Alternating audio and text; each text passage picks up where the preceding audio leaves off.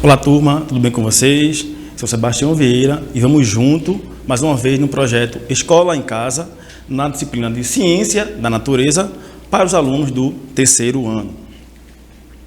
A aula de hoje, a gente vai ver, o tema da aula de hoje é os seres vivos e a preservação ambiental. Na aula passada, a gente teve um desafio para vocês fazer e enviar para o professor de vocês, que era uma pergunta: quais os benefícios que a tecnologia pode trazer para as pessoas? Então, quem fez a atividade aí está de parabéns e eu trago aqui algumas respostas.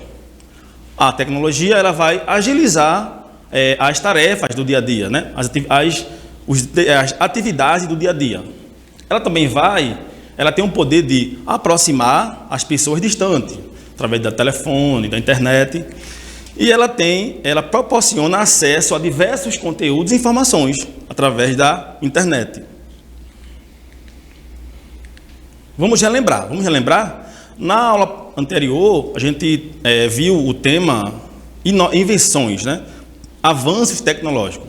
Então, aqui eu trouxe para vocês um esquema para a gente resumir o que foi discutido na aula anterior. Então, por exemplo, o ser humano ele cria invenções visando o bem de consumo da população, melhorias, né, de coletivo.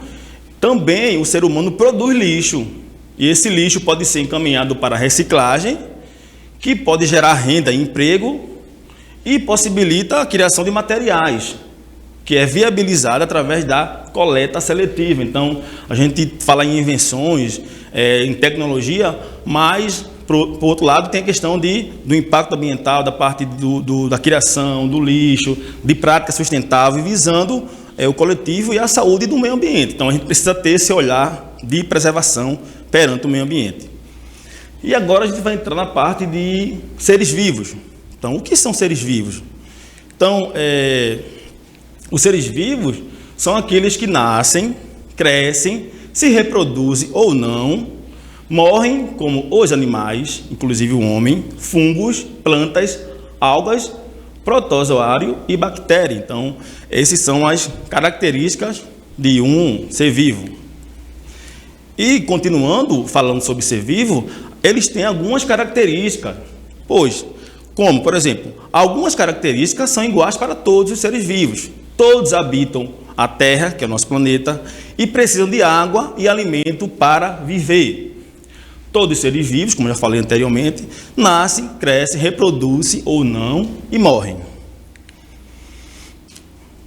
No ambiente também vai existir os seres não vivos, ou seja, são aqueles que são inanimados, ou seja, aqueles que não possuem vida, mas que também são da natureza e contribuem para a sobrevivência dos seres vivos. Por exemplo, como o ar, a gente não vive sem o ar. A água, são seres não vivos, mas a gente precisa da água. O solo e as pedras. Então, observe que os seres vivos contribuem para a formação, o crescimento ou o desenvolvimento dos seres vivos. Olha que interessante. Os seres vivos precisam dos seres não vivos.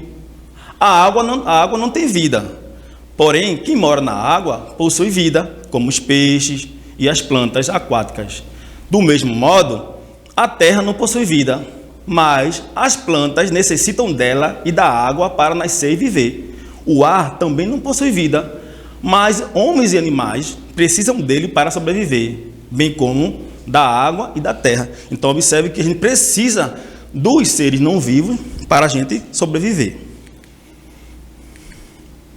As plantas são seres vivos, assim como os animais. Elas são encontradas em todas as regiões do planeta. Então, eu preciso da planta porque ela vai me dar fruto, ela vai me dar o ar que eu respiro. Então, é necessário manter essa práticas sustentáveis visando o equilíbrio natural. Os peixes são animais que vivem na água. E muitos animais, eles vivem em rios, em lagos, em mares e oceanos. Então, ele precisa do ser não vivo, que é a água, para sobreviver. O ar também, ele é um ser não vivo e é necessário para a respiração da maioria dos seres vivos. Então, eu preciso do ar para respirar. Então, observe que uma coisa vai complementar a outra. E a água, veja, a água, os seres vivos precisam dela para sobreviver. A água também é um ambiente no qual habitam muitos seres vivos, como eu falei a vocês, o peixe, o camarão, a ostra, o sururu. Eles vivem em mares, em oceanos, e precisam da água para se reproduzir, para viver. Agora vamos para a nossa tarefa, hora da tarefa. Vocês vão observar aqui a imagem. Tem um cenário com uma criança, um adulto, umas árvores e aves, passarinhos no chão. Qual dessas figuras aqui são seres vivos? Você observa aí, na imagem, quais são aqui que eu posso fazer um círculo, ou fazer um X, ou olhar assim e dizer, são seres vivos. Tempo para vocês.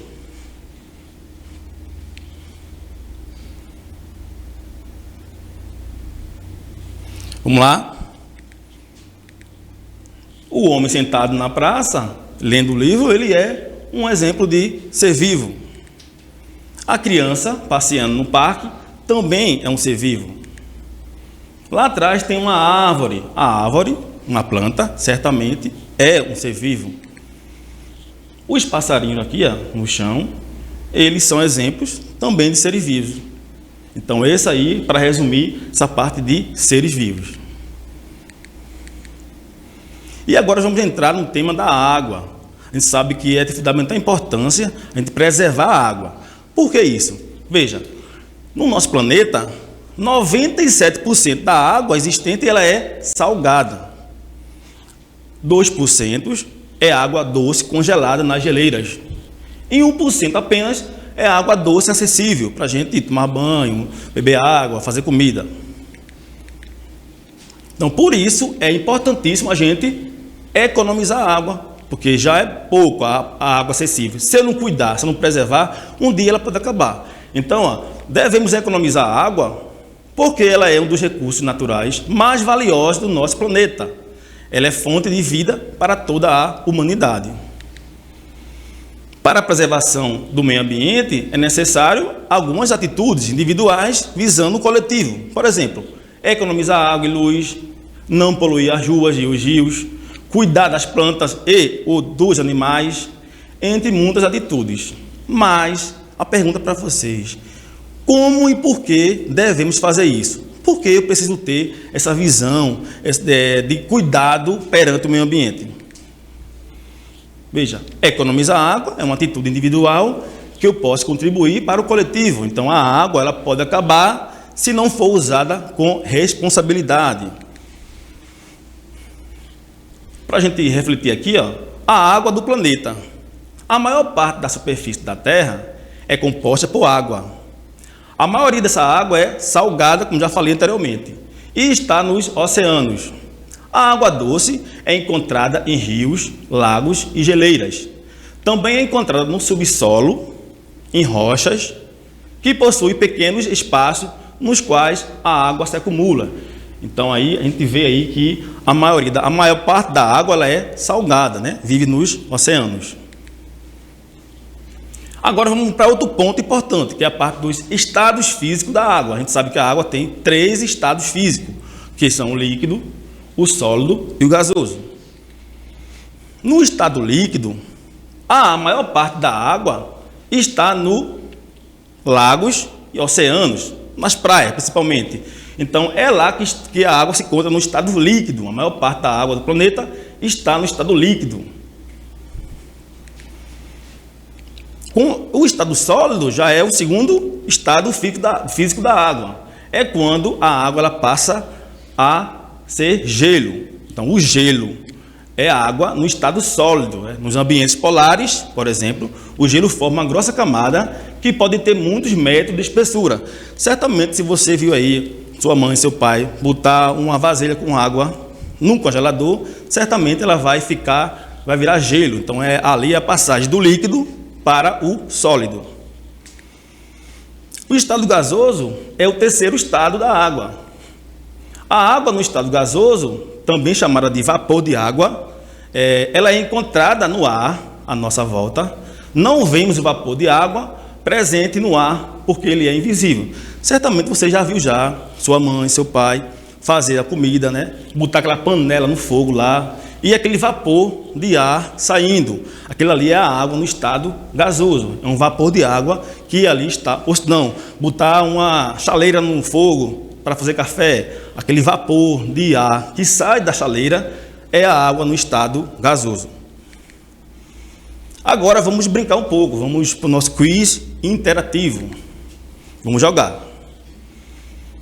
Eu faço uma pergunta e vocês vão dizer se é gasoso, líquido ou sólido. Por exemplo, qual o estado da água quando ela fica dura e vira gelo? Opção, letra A, ela está no estado gasoso. Letra B, líquido. Ou letra C, sólido. Tempo para vocês.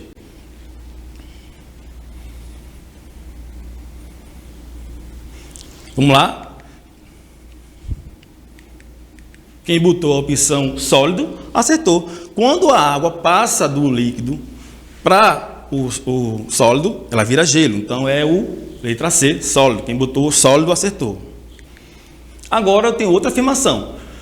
Quando deixamos um pano molhado no sol, notamos que ele está seco. Isso ocorre porque a água sai do estado líquido para o letra A, congelado.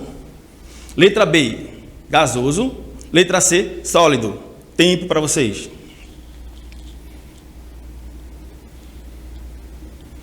Vamos lá?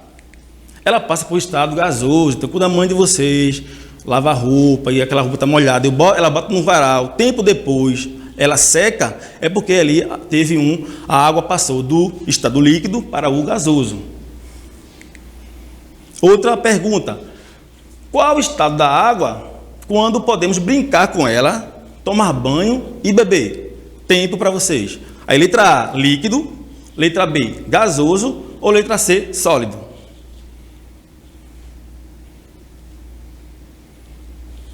Vamos lá? Quem botou líquido, acertou. Então, se você vai numa praia, numa piscina, bebe água, toma banho, faz comida, a mãe de vocês, ou a tia, ou a avó, a água está aí no estado líquido.